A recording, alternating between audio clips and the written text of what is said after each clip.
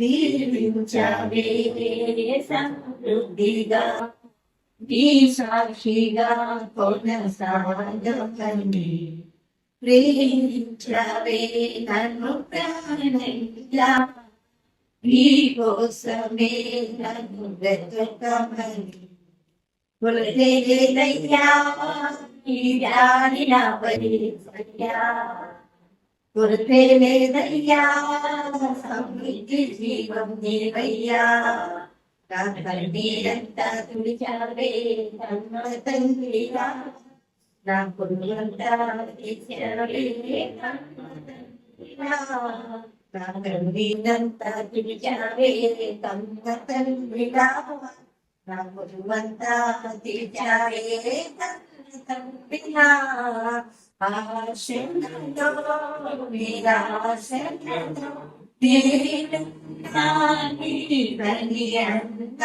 నేను ఓరులో పోరాటములో నా వర్షంగా నిలిచావే దీవించావే సమృద్ధిగా ఈ సాక్షిగా కొనసాగమని ప్రేమించవే నన్ను ప్రాణంగా నీ కోసమే నన్ను బ్రతకమని కృతజ్ఞతతో స్తుతి పాడేదా నా యేసునాథా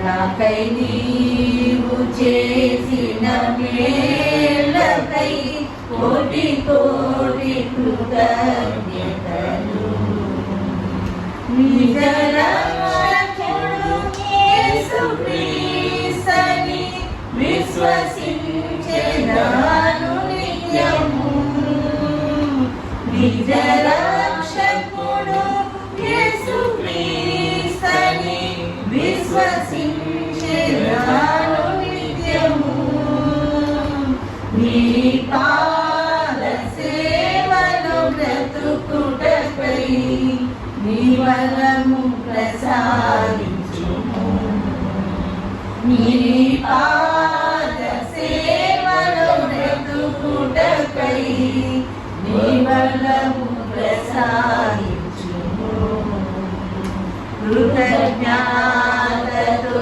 స్తుతి పాడేదా నా యేసునాథా నాకై నీవు చేసిన మేలకై కోటి కోటి కృతజ్ఞతలు. ప్రభునాములందరికీ వందనములు. దేవుని వాక్యంలో నుంచి ఈరోజు మన వాక్య ధ్యాన నిమిత్తమై 23వ దావీదు కీర్తన చదువుకొని ధ్యానం చేద్దాం. యెహోవా నా కాపరి, నాకు లేమి కలుగదు. అందరం చదువుదాం కలిసి. యెహోవా నా కాపరి, నాకు లేమి కలగదు. పచ్చిక గల చోట్లను ఆయన పరుండజేయుచున్నాడు. శాంతికరమైన జలముల వద్ద నన్ను నడిపించుచున్నాడు. నా ప్రాణమునకు ఆయన సేద తీర్చుచున్నాడు. తన నామమును బట్టి నీతి మార్గంలో నన్ను నడిపించుచున్నాడు. గాఢాంధకారపు లోయలో నేను సంచరించినను నా ఉపాయమునకు భయపడను. నీవు నాకు తోడు ఎందు నీ దుడ్డు కర్రయు నీ దండమును నన్ను ఆదరించు. నా శత్రువులు నువ్వు నాకు భోజనం సిద్ధపరచదు. నూనెతో నా తల అంటి ఉన్నావు. నా గిన్నె నిండి పొర్లుచున్నది. నేను బ్రతుకు దినముల నీవు కృపాక్షేమంలో నా వెంటబడచ్చు. చిరకాలం వాసం చేసేది. ప్రభు సహాయం కొరకు చిన్న ప్రార్థన చేసుకుని ధ్యానం చేద్దాం. ప్రేమ కలిగిన మా ప్రియ పరలోకపు తండ్రి, ఈ చిన్న కుటుంబ కూడికలోనైనా చక్కటి పాటలతో మేము ఎంతో సంతోషించాం ప్రభువా. మిమ్మల్ని ధ్యానం చేసుకుని తృప్తి పడ్డాం ప్రభువా. ఈ దినాల్లో కూడా ఇలాంటి గృహ కూడికల ద్వారా మేము ఆత్మీయంగా ఎదగడానికి, మీరిచ్చిన విశ్వాసంలో స్థిరపరచబడ్డానికి, బలపరచబడ్డానికి, మా ఒక్కొక్కరి యోగక్షేమాలు తెలుసుకుంటూ ఒకరి కొరకు ఒకరు ప్రార్థించుకోవడానికి ఇచ్చిన కృపను బట్టి మిమ్మల్ని స్తుతిస్తున్నాం ప్రభువా. లోకంలో ఎవరికి లేనటువంటి సమాధానాన్ని మీ కుమారుని రక్తం ద్వారా మాకు అనుగ్రహించారు. ఒక తండ్రి బిడ్డలుగా చేశారు నాయనా, మీకు స్తోత్రాలు. చదువుబడిన లేఖన భాగాల్లో నుంచి మాతో మాట్లాడమని, మా ఒక్కొక్క కుటుంబానికి ఆశీర్వాదకరంగా చేయమని, సమస్త విషయాలు మీకు మహిమ తెచ్చుకోమని యేసుక్రీస్తు ప్రభు పేరట స్తోత్రములు చెల్లించుకుంటూ ప్రార్థిస్తున్నాం తండ్రి. ఆమేన్. ప్రభునందు ప్రియా సోదర సోదరులారా, 23వ కీర్తన చిన్నప్పటి నుంచి మనకు సండే స్కూల్లో కంటతో ఉన్నటువంటి వాక్యంగా మనం చూస్తాము. దావీదు రాజు అయిన తర్వాత వ్రాసినటువంటి కీర్తనగా మనం చూస్తాం. దావీదు సౌలు ద్వారా తరుంబడుతూ ఉన్నప్పుడు, అబ్షాలోము ద్వారా తరుంబడుతూ ఉన్నప్పుడు, అరణ్యంలో కొన్నిసార్లు రాత్రిళ్ళు చీకటి పరిస్థితులలో, ఆ క్రూర మృగాల మధ్యలో, ఒక్కొక్కసారి గుహలలో కొంతమంది తనకు నమ్మినటువంటి వారుగా ఉంటూ ఆయన సమాచారాన్ని రాజుకు తెలియచేస్తూ, అలాంటి కపట సహోదరుల మధ్యలో ఆయన పొందినటువంటి ఆ కష్టతరమైనటువంటి అనుభవాలన్నిటినీ క్రోడీకరించుకొని, ఆయన గొర్రెల కాపరిగా ఉన్నప్పుడు ఆ సింహం నుంచి, ఎలుగుబంటి నుంచి దేవుడు ఎలాగ ఆయన్ని తప్పించాడు అనే సంగతులు జ్ఞాపకం చేసుకుంటూ, తను కాస్తున్నటువంటి ఆ గొర్రెల మందని కాచేటువంటి ఆ సమయంలో బలహీనమైనటువంటి గొర్రెలు, రోగముతో ఉన్నటువంటి గొర్రెలు, గాయపరచబడినటువంటి గొర్రెలు కుప్పలుగా ఒకే దగ్గర పడుకున్నందువలన ఒకదానికి రాచుకున్నటువంటి పరిస్థితుల వల్ల గాయాలు పాలైనటువంటి గొర్రెలు, వాటిని ఎలాగున ఆయన పెంచాడు, ఎంత కనికరము ధైర్యంతో పెంచాడు. ఏ గొర్రె ఇబ్బంది పడినా కూడా ఎలాగున తన యొక్క మనసులో హత్తుకొని దానిని ప్రేమతో చూచాడు. ఆ కాపరిగా ఉన్నటువంటి భద్రత ఎలాగని తీసుకున్నాడు. ఈ విషయాలన్నీ మనసులో పెట్టుకొని, నా రాజ్యంలో కూడా దేవుడు నాకు కాపరిగా ఉంటూ నా కుటుంబాన్ని కాపాడుతూ, పోషిస్తూ, సంరక్షిస్తూ, నా రాజ్యంలో ఉన్న ప్రజలందరినీ కూడా ఆయన అలాగున కాపాడితే ఎంత బాగుండును అనే మనసుతోటి తను రచించినటువంటి అద్భుతమైనటువంటి కీర్తనగా 23వ కీర్తన గురించి మనం ధ్యానం చేయవచ్చు. యెహోవా నా కాపరి, నాకు లేమి కలుగదు. అంటే మన ఒక్కొక్కరి ఇంటిలో దేవుడే కాపరిగా ఉంటే మన పోషణ, మన భద్రత, మన సంరక్షణ, మన యొక్క యజమానుడుగా మనకి ఏది అవసరమో, ఎప్పుడు అవసరమో అవన్నీ మనకంటే ఎక్కువగా ఎరిగినటువంటి వాడుగా ఉంటూ, మన బాధ్యతలన్నీ మనకు కాపరిగా ఉన్నటువంటి ఆయన తీసుకుంటున్నాడు అనే నిబ్బరమైనటువంటి మనసు మనకు ఉంటుంది. మన ఇంటికి అంత భద్రత ఉంటుంది. అలాంటి మనసుతోటి దావీదు, ఆయనే నా కాపరిగా ఉన్నాడు, ఉన్నవాడు అనువాడునైనటువంటి దేవుడు నా కాపరిగా ఉన్నప్పుడు, సజీవుడైనటువంటి దేవుడే నా కాపరిగా ఉంటే ఇంకా నాకేం కొదువు ఉంటుంది, నాకు లేమి అస్సలు కలుగదు, నేను సమృద్ధిగా కలిగి ఉన్నాను అంటాడు. 1000 కొండల మీద పశువులు ఆయనవే, వెండి బంగారములు ఆయనవే, ఇనుము ఆయనదే, సమస్త కొండల మీద ఉన్నటువంటి పశువులు కూడా ఆయనవే. ఆయన లేకుండా ఏది కలుగులేదు. సమస్తము ఆయన మూలంగా, ఆయన ద్వారా, ఆయనను బట్టే కలిగాయి. అలాంటి జీవము కలిగిన దేవుడు నాకు కాపరిగా ఉండడము అనేటువంటిది నాకు ఎంత భద్రతనిస్తుంది, ఎంత ఐశ్వర్యాన్ని ఇస్తుంది, నాకేమి తక్కువ అవుతుంది అన్నట్టుగా ఆయన మొదటి లైన్లోనే దేవుని పరిచయం చేస్తూ కీర్తించినట్టుగా మనం చూస్తాం. పచ్చిక గల చోట్లను ఆయన నన్ను పరుండజేయుచున్నాడు. అంటే అలసిపోయినటువంటి గొర్రెల మందని పచ్చిక గల చోట్లలో పరుండ చేయడము అని అంటే, ఆ పచ్చిక తినిన తర్వాత కొంత విశ్రాంతి తీసుకునేటువంటి అవకాశాన్ని కల్పిస్తున్నట్టుగా చూస్తున్నాం. ఇశ్రాయేలు ఆ నివాసం ఉన్నటువంటి పాలస్తీనా ప్రాంతంలో, ఎడారి ప్రాంతంలో, కొండ ప్రాంతంలో, అక్కడక్కడ గడ్డి మొలిచినటువంటి స్థలాలలో వెతుక్కుంటూ గొర్రెలను తీసుకుని వెళ్ళి వాటిని మేపి అక్కడ పరుండ చేసి, అవి నిద్రపోతున్నప్పుడు కూడా కునుకక నిద్రపోక వాటిని కాపాడుచూ సంరక్షించినటువంటి ఆ అనుభవాన్ని దేవునికి ఆపాదిస్తూ, ఆయన నన్ను అలాగున కాపాడుతున్నాడు అని ఆయన తెలియచేస్తున్నట్టుగా మనం చూస్తూ ఉంటున్నాం.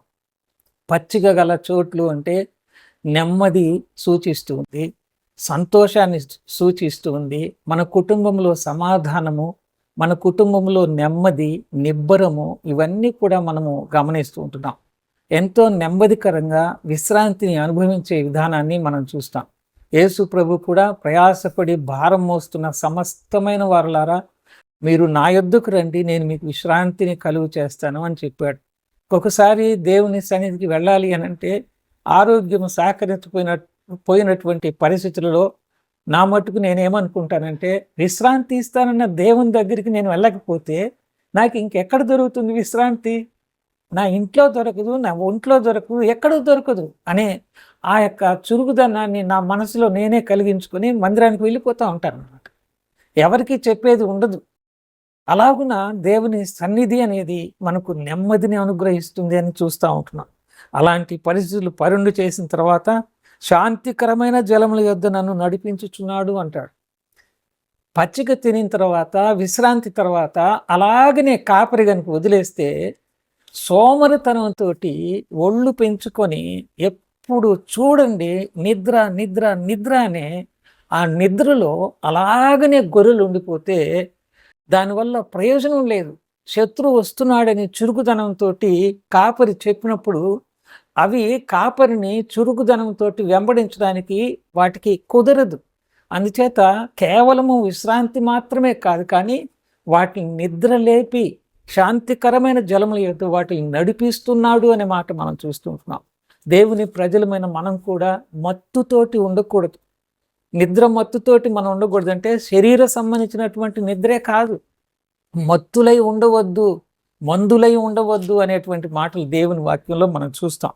కాబట్టి ఆ శాంతికరమైన జలముల యొద్ద ఆయన నన్ను నడిపిస్తున్నాడు అంటే చిన్న ప్రవక్తల గ్రంథాల్లో ఆయన మన వ్రేలు పట్టుకొని నడిపించేవాడు అనేటువంటి మాటలు కూడా మనం చూస్తూ ఉంటున్నాం. అలాంటి అనుభవంలో ఈ కీర్తన మనం చూస్తే, నా ప్రాణమునకు ఆయన సేద తీర్చుచున్నాడు, తన నామమును బట్టి నీతి మార్గములలో నన్ను నడిపించుచున్నాడు అనే మాట మనం చూస్తుంటున్నాం. ఒకే ఇంట్లో ఉంటాము, ఒక్కొక్కసారి ప్రాణము విసిగిపోయినటువంటి అనుభవం.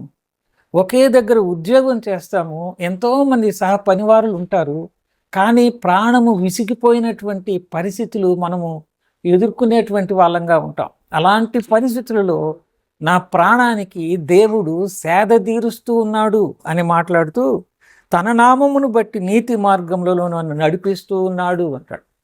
మన నామాన్ని బట్టి కాదు, ఆయన నామాన్ని బట్టి. ఆయన నామము సకల ఆశీర్వాదములకు మించినటువంటి నామము, సర్వోన్నతమైనటువంటి నామము. ఆయన నామము నీతి కలిగినటువంటిది. ఆయన నీతి, ఆయన నామాన్ని బట్టి ఆయన మనలను నీతి మార్గములలో నడిపిస్తూ ఉంటున్నాడు. లోకములో మనం ఎంచుకునేటువంటి నీతి స్వార్థముతో కూడినటువంటిది. ఇలాగ ఉంటే బాగుంటుంది అని అనుకుని ఆ మార్గంలో మనం నడుస్తాం. కానీ దేవుని నామాన్ని బట్టి ఉండేటువంటి నీతి, తన నామాన్ని బట్టి ఉండే నీతి ఒక ప్రత్యేకతని సంతరించుకొని ఉంటుంది. మన ఇష్టాన్ని బట్టి, మన అనుకూలతను బట్టి ఇలాగ ఉంటే నీతిగా నేను ఉంటానని అనుకొని నడిచేది కాదు.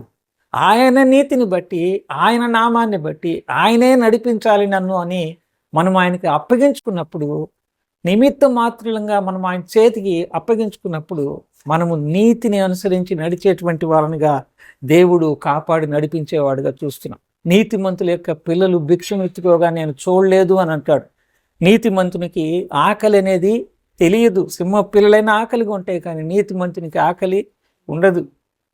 నీతిమంతుడు సింహము వలె ధైర్యంగా ఉంటాడు. ప్రతి చిన్నదానికి భయపడేటువంటి మనస్తత్వం యేసు ప్రభువును నమ్మినటువంటి వాళ్ళకి, సహోదరులకైనా సహోదరులకైనా చిన్నపిల్లలకైనా పెద్దవాళ్ళకైనా అస్సలు ఉండదు. దేనికి కూడా భయం అనేటువంటిది హృదయంలో కలుగదు. అలాంటి నీతి నామంతో ఆయన అలాంటి నీతి మార్గాల్లో నడిపించేవాడు అని తెలియచేస్తూ, గాఢాంధకారపు లోయలో నేను సంచరించినను ఏ అపాయమునకు భయపడను అంటున్నాడు. కాబట్టి ధైర్యం చెప్పేటువంటి వాడు దేవుడు. దేవునికి ఒక్కనికి మనం భయపడ్డం గనుక నేర్చుకుంటే లోకంలో ఏ రకమైనటువంటి మనస్తత్వం కలిగిన అధికారులకైనా మనుషులకైనా మనం భయపడనక్కర లేదు. ఎందుకంటే దేవునికి భయపడే అలవాటు ఉంది కాబట్టి, దేవుని ఎదుట నేను ఇంత ఘోర పాపం ఎలాగ చేయను అన్నాడు యోసేపు. కాబట్టి దేవుని భయం అనేది మన హృదయంలో ఒరిజినల్గా కనుక ఉంటే, మనము ఆయన భయాన్ని బట్టి పాపము చేయం కనుక ఎటువంటి అధికారి మన ఎదురుపడినా, ఎటువంటి వ్యక్తి మన ఎదురుపడినా కూడా ఆయన సంరక్షణలో, ఆయన కాపుదలలో కాపరిగా ఆయన్ని మనం ముందు ఉన్నాడు కనుక మనం భయపడేటువంటి పని ఉండదు అనేటువంటి సత్యాన్ని మనం చూస్తూ ఉంటున్నాం. అలాంటి కృప ఈ భాగంలో మనం గమనిస్తూ ఉంటున్నాం. నీవు నాకు తోడై ఉందువు, నీ దుడ్డు కర్రయు నీ దండమును నన్ను ఆదరించు. కొన్నిసార్లు మరణాపకరమైనటువంటి పరిస్థితులు, గాఢాంధకారం అని అంటే కొన్ని మరణపు అనుభవంలోనికి వెళ్ళేటువంటి పరిస్థితులు కూడా మనకు రావచ్చు. కానీ అలాంటి పరిస్థితుల్లో కూడా ధైర్యము చెడకుండా దేవుని పిల్లలైన వారు, విశ్వాసులైన వాళ్ళు చిరునవ్వుతోనే ప్రభు దగ్గరికి వెళ్ళిపోతారు, ఈ లోకాన్ని చాలిస్తారు. కొంతమంది ప్రభు బిడ్డలు, భక్తులు మరణించినప్పుడు వెంటనే మనం వెళ్ళి చూచినప్పుడు వాళ్ళ ముఖము యవ్వన ముఖంలాగా చిరునవ్వుతో ఉన్నటువంటి ముఖాలను నేను చాలామందిని గమనించాను. కొన్ని గంటలు గడిచిన తర్వాత ఈ శరీరం మృతతుల్యమైంది కనుక నరాలన్నీ ఒక రకం అయిపోతాయి కాబట్టి ఆకారాలు మారిపోతాయి. కానీ మరణించిన కొద్ది క్షణాల్లో కనుక మనం భక్తుల యొక్క ఆ పరిస్థితిని చూస్తే వారు చిరునవ్వుతో ఉంటారు. ఎంతో రోగం, వేదనతో ఉన్నటువంటి వాళ్ళు లోకాన్ని విడిస్తే వాళ్ళు విడిచినప్పుడు చూస్తే కూడా ముఖమంతా వికారంగా ఉంటుంది. కానీ దేవుని పిల్లలు దేవుని చిత్తాన్ని బట్టి సంపూర్ణమైన ఆయుష్కాలాన్ని ముగించుకొని వెళ్ళేటప్పుడు సంతృప్తికరంగా నేను ప్రభు కొరకు కొంతన్నా పని చేయగలిగినటువంటి తృప్తితోటి, ఆయన కొరకు సాక్ష్యాన్ని నేను కాపాడుకున్నాననేటువంటి తృప్తితోటి వాళ్ళు వెళతారు. కాబట్టి వాళ్ళ ముఖం ఎంతో సంతోషంగా ఉంటుంది. ఒక్కొక్కసారి మన ఆత్మీయ జీవితంలో దుఃఖాన్ని కలిగించే పరిస్థితులు ఎన్నో ఉంటాయి. అలాంటి పరిస్థితుల్లో కూడా, అలాంటి లోయ అనుభవంలో కూడా ఆయన మనల్ని కాపాడేవాడుగా, నడిపించేవాడుగా ఉంటాడని ఇందులో చూస్తే, నీవు నాకు తోడయుందువు, నీ దుడ్డు కర్రయు నీ దండమును నన్ను ఆదరించును అంట. దేవుడు తోడుగా ఉండి కాపరి దగ్గర వాటిని అటు ఇటు ప్రక్కకు వెళ్లకుండా దండిస్తూ అవసరమైనప్పుడు వాటికి అవసరమైనటువంటి మేతని అందించేందుకు ఉపయోగించే, ఒక ప్రక్కన ఒక రకంగా ఇంకొక ప్రక్కన ఒక రకంగా ఉండే ఒకే రకమైనటువంటి ఆ దుడ్డు కర్ర ఉపయోగకరంగా ఉంటుంది. అలాగనే దేవుడు తన బిడ్డలమైనటువంటి మనలను కొన్నిసార్లు బుద్ధిపూర్వకంగా మనం పాపం చేయకపోయినా మనకు తెలియకుండా యాక్సిడెంటల్గా పడేటువంటి పరిస్థితులు ఉన్నప్పుడు ఏదో కష్టతరమైనటువంటి పరిస్థితి మనం ఎదుర్కొంటాం. కానీ కొంచెం ఒక సెకండ్ నిదానించి కనుక ఆలోచన చేస్తే దాని తర్వాత అక్కడ జరిగేటువంటి ప్రమాదం మనకు తెలియదు, కానీ మనల్ని కాపాడుతున్నటువంటి కాపరికి తెలుసు కనుక ఆ దుడ్డు కర్రతోటి మనల్ని తప్పించి ఆయన సంరక్షించేటువంటి వాడుగా ఉంటాడు. శిక్ష అనే మేత పెట్టి మనల్ని కాపాడేటువంటి వాడుగా ఉంటాడు. ఆ తర్వాత చూస్తే ఆ తర్వాత జరిగిన సంభవాన్ని చూస్తే దేవుడు నన్ను ఆ ప్రమాదం నుంచి ముందుగానే తప్పించాడు అని మనం సాక్ష్యం చెప్పేటటువంటి కృపను ఆయనకి ఇస్తాడు. కాబట్టి దేవుని ప్రజలమైన మనకు అన్నిసార్లు ఒకే విధంగా ఉన్నటువంటి పరిస్థితులు ఉండవు. ఆయన ఒక్కొక్కసారి మనల్ని దండిస్తాడు, హెచ్చరిస్తాడు, అవసరమైతే గద్దిస్తాడు, శిక్ష అనే మేత పెడతాడు. శ్రమ కలుగుట నాకు మేలైంది అంటాడు ఇదే భక్తుడు. అంతకుముందు నేను దారి తప్పాను, ఇప్పుడైతే నాకు మేలైంది అని అంటాడు. అలాంటి మేలుకరమైనటువంటి కాపరిగా ఈ భాగంలో చూస్తే, నా శత్రువులు ఎదుట నీవు నాకు భోజనము సిద్ధపరచుదు అంటున్నా. శత్రువులు ఎదుట భోజనం సిద్ధపరచడం ఏంటండి? అది ఒక విచిత్రమైనటువంటి అనుభవం దావీదు అనుభవించాడు. అలాగనే దేవుని ప్రజలైనటువంటి మనం కూడా కొన్నిసార్లు కొంతమందిని మన మనసులో ఇష్టం లేకుండా ఉంటుంది. అలాంటి వ్యక్తుల మధ్యలో కూడా మనము ఘనపరచబడేటట్టుగా దేవుడు కృప చూపించేవాడుగా ఉంటాడు. అలాంటి శత్రువుల ఇంట్లో భోజనం పెడుతూ ఉంటే భయపడతాం. మనం భోజనానికి పిలిచి ఏం చేస్తారో అని మనం భయపడతాం. కానీ ధైర్యం చేసుకుంటే మన యొక్క ప్రవర్తనని ముందుగా చదివినటువంటి వాళ్ళు, మనలో ఉన్నటువంటి నీతిని గమనించినటువంటి వాళ్ళు, వీళ్ళకి అన్నం పెట్టి నేను మేలు పొందాలని కోరికతోటి అన్నం పెట్టేటువంటి వాళ్ళని కూడా మనం చూస్తాం. మనం ఆశ్చర్యపోతాం, ఇట్లాంటి వాళ్ళతోటి నాకు సమాధానం ఇచ్చాడా దేవుడని. దేవుని ప్రజలమైన మనం, యేసు ప్రభు నామం పెట్టుకున్నటువంటి మనము, ఒక్క అపవాది మన సొంత శరీరం తప్ప ఒక్క శత్రువు నాకు ఉన్నాడని చెప్పడానికి వీలు పడినట్లుగా మన ఉద్యోగము, మన గృహము, మనం నివాసం ఉన్న సొసైటీ ఇవన్నీ కూడా ఉండాలి. అలాంటి అనుభవాన్ని ఈ వాక్య భాగంలో భక్తులు తెలియచేస్తూ, నూనెతో నా తలాంటి ఉన్నావు, నా గిన్నె నిండి పొర్లుచున్నది అంటున్నాడు. ఆయనకు ఆశీర్వాదాలు.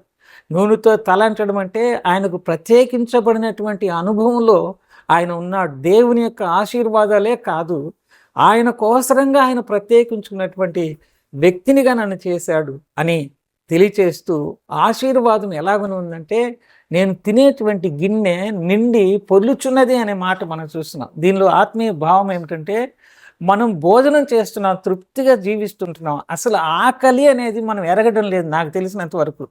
ఇప్పుడు మనం ఉన్నటువంటి ఈ కుటుంబ వ్యవస్థలో కష్టాలలో నుంచి బయటకు వచ్చాం మేమైతే. అలాంటి కష్టాల నుంచి బయటకు వచ్చిన తర్వాత ఈ రోజున ఆకలి అనేది కనబడకుండా ఉంది. స్నాక్స్ ఉన్నాయి, టీ, కాఫీ ఉంది, రకరకాలైనటువంటి జ్యూసులు ఉన్నాయి, ఫ్రూట్స్ ఉన్నాయి, ఎప్పుడు ఇంట్లో దొల్లుతూ ఉన్నాయి ఫ్రూట్స్, భోజనం దొల్లుతూ ఉంది, ఎప్పుడు మిగిలిపోవడమే. అంటే అంత ఆశీర్వాదం దేవుడు అనుగ్రహించిన తర్వాత కేవలము మనం మాత్రమే కడుపు నింపుకునేది కాదు, కానీ మనలో ఉన్నటువంటి ఆ దేవుని యొక్క ప్రేమని మనం తినే దాంట్లో నుంచి బీదలుగా ఉన్న వాళ్ళు, మనకంటే తక్కువ స్థాయిలో ఉన్నటువంటి వాళ్ళని గుర్తించి వారికి కూడా మనం భోజనం పెట్టాలనేటువంటి ఆత్మీయ భావం ఇందులో ఉంది. అందుకనే నా గిన్నె నిండి పొర్లుతూ ఉంది అంటాడు. కాబట్టి అలాంటి మనస్తత్వం కూడా మనలో ఉండాలి. అందుకోసమే ఇక గృహ కూడికలు. గృహము అంటే నలుగురు సముదాయం. కొంతమంది పిల్లలు ఎక్కువ ఉండవచ్చు, తక్కువ ఉండవచ్చు. ఇలాగ ఒక్కొక్క కుటుంబం ఆధ్యాత్మికంగా చక్కగా బలపరచబడినప్పుడు ఈ కుటుంబాలన్నీ కలిస్తేనే సొసైటీ ఏర్పడుతుంది. ఈ కుటుంబాలన్నీ కలిస్తేనే సంఘం అనేది ఏర్పడుతుంది. కుటుంబ వ్యవస్థ చిన్నాభిన్నమైనప్పుడు సొసైటీ కూడా పాడైపోతుంది, సంఘం కూడా పాడైపోతుంది. నిమిత్త మాత్రంగా ఉంటుంది, కానీ స్వార్థపూరితమైనటువంటి సంఘంగా ఉంటుంది. కుల వ్యవస్థ ఉండదు, మత వ్యవస్థ ఉండదు, రంగు వ్యవస్థ ఉండదు, అంతస్తు వ్యవస్థ ఉండదు.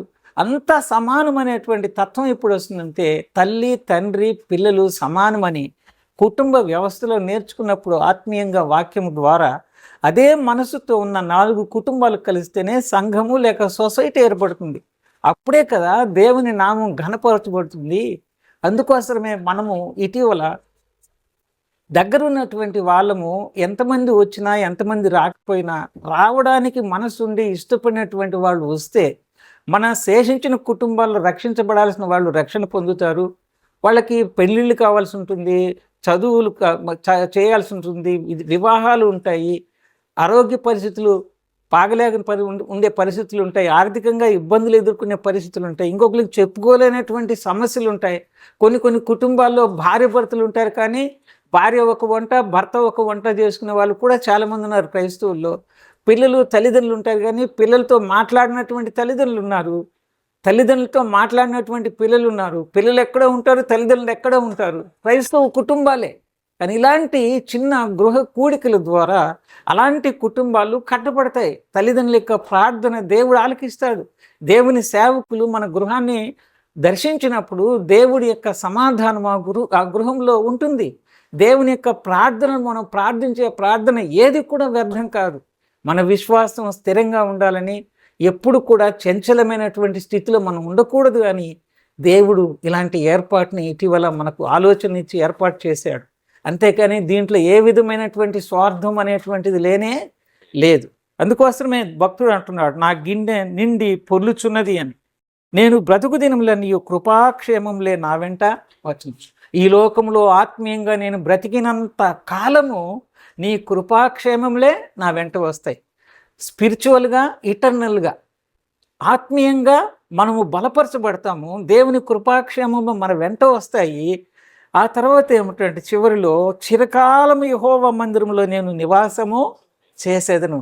ఇందులో ఆత్మీయ భావం మనం చూస్తే ఈ లోకంలో ఈ శరీరంలో ఉన్నంత కాలము ఆత్మీయంగా నాకు తోడుగా కృపాక్షేమాలని దేవుడు అనుగ్రహిస్తాడు. అంతకు మించినటువంటి భాగ్యం నాకు ఇంకొకటి లేదు. ఈ లోకాన్ని విడిచిన తర్వాత కూడా ఎప్పటికీ జీవిస్తూనే ఉన్నటువంటి దేవునితో నేను ఆయనతో సహవాసాన్ని కలిగి చిరకాలం నేను ఆయనతో నివాసం చేయబోతున్నాను, చేస్తాను అనేటువంటి భావము. చిరకాలం యెహోవా మందిరంలో నేను నివాసము చేసేదను అని అంటున్నాడు.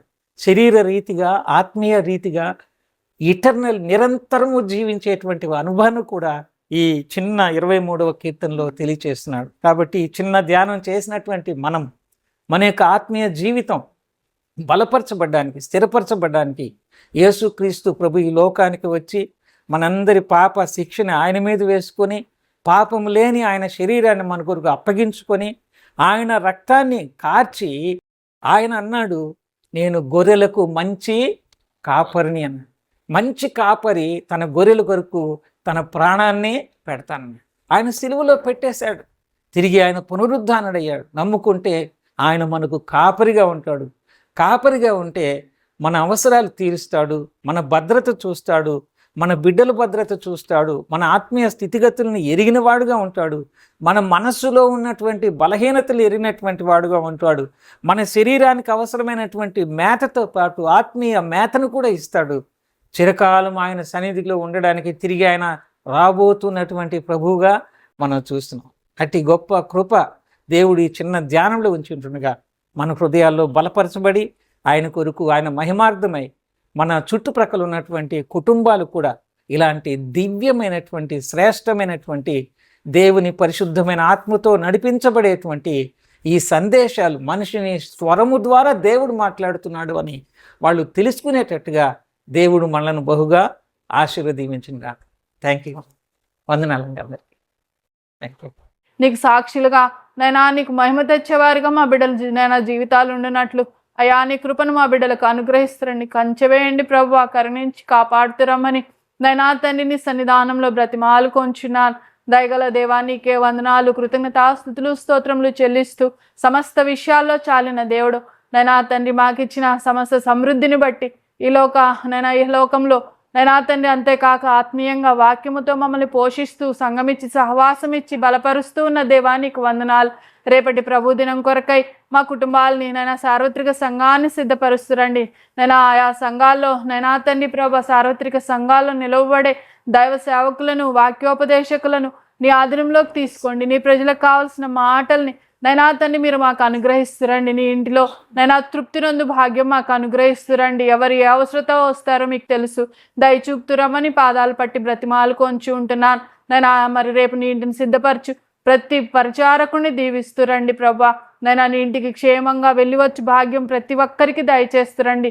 ఎవ్వరికీ ఆపద కీడు కలగకుండా చేయండి, వాతావరణాన్ని అనుకూలపరుస్తురండి. రేపటి దినమంతా జరుగు పరిచర్య అంతట్లోనూ నైనా తండ్రి ఉదయకాలం ఆరాధన మొదలుకొని నైనా సండే స్కూల్ బిడ్డల మధ్య పరిచర్య, యవన బిడ్డల మధ్య పరిచర్య, సువార్త నైనా రాత్రి సువార్త కూడిక అన్నీ కూడా ప్రభు నీకు మహిమకరంగా జరిగిస్తున్నామని సందులో ప్రార్థిస్తున్నాను. వార కార్యక్రమాలు అన్నింటిలో కూడా నీ కృప చూపమని సందులో ప్రార్థిస్తూ ఉంటున్నాను. ఈ రీతిగా ప్రభు నీ వాక్యము వర్ధిల్లి విస్తరింపచేసి వ్యాపింపబడినట్లు నైనా నీ కృపను అనుగ్రహిస్తురమ్మని సన్నిధిలో వేడుకొనుచు నైనా దయగల హస్తాలకే నైనా అల్పురాలని ప్రభు నీ పాదాల చెంత చేరి ప్రార్థించుటకు యోగ్యత లేని నైనా నా కుటుంబాన్ని కూడా నీ చేతిలో పెట్టుకుంటూ మరొకసారి దూరదేశంలో ఉన్న మా ప్రియ బిడ్డలందరూ మా కుటుంబాల్లో ఉన్న ప్రియ బిడ్డలందరినీ కూడా నీ చేతిలో పెట్టుకుంటున్నా. మోజేస్ గారు బాబు నేను రిక్కిని కూడా నీ ఆదరణకు అప్పగిస్తున్నాను. వివాహం కొరకు ఎదురు చూస్తే బిడ్డలపై కృపను చూపమని సందులో ప్రార్థిస్తున్నాను. ఇంకా నేను తండ్రి ఏ బిడ్డలు ఏ అవసరతలో ఉన్నారో జ్ఞాపకం చేసుకోండి, తోడుండండి. క్యూటీకి కూడా నేను ఎగ్జామ్స్ విషయంలో కూడా సహాయం చేసి పెడుతురమ్మని సందులో ప్రార్థిస్తూ సమస్త విషయాల్లో చాలిన దేవుడుగా ఉండి నడిపించి సహాయం చేస్తురమ్మని మరి నీతో కాలేజీకి వెళ్ళినప్పుడు కూడా నీ తోడుగా ఉంటురండి. మరి వారి హస్బెండ్ కూడా ప్రభా మరి తను కూడా వేరే కంట్రీకి వెళ్ళాలి, ఆ విషయంలో కూడా బిడ్డకు సహాయం చేస్తున్నామని సందులో ప్రార్థిస్తూ ఉంటున్నాను. ఈ రీతిగా ఎవరి అవసరత నీకు తెలుసు ప్రభా. నీ మహిమేశ్వరం చొప్పున మా ప్రతి అవసరతను తీరుస్తురమ్మని మరొకసారి గృహంలో కూడి వచ్చి భాగ్యం మాకు ఇచ్చినందుకే వందనాలు. నీ నామమును బట్టి గృహమునకు శుభములు తెలుపుచు దీవించి ఆశీర్వదిస్తురమ్మని ప్రతి అవసరతని మహిమేశ్వరం చొప్పున తీర్చుమని మహిమాగంత ప్రభావం నీకే ఆరోపిస్తూ కృపగలేసు క్రీస్తు పరిశుద్ధ నామమున హృదయమార కృతజ్ఞతాస్తుతులు చెల్లించి ఆరాధించి అతినియంతో ప్రార్థించి వేడుకుంటున్నాను తండ్రి. ఆమేన్.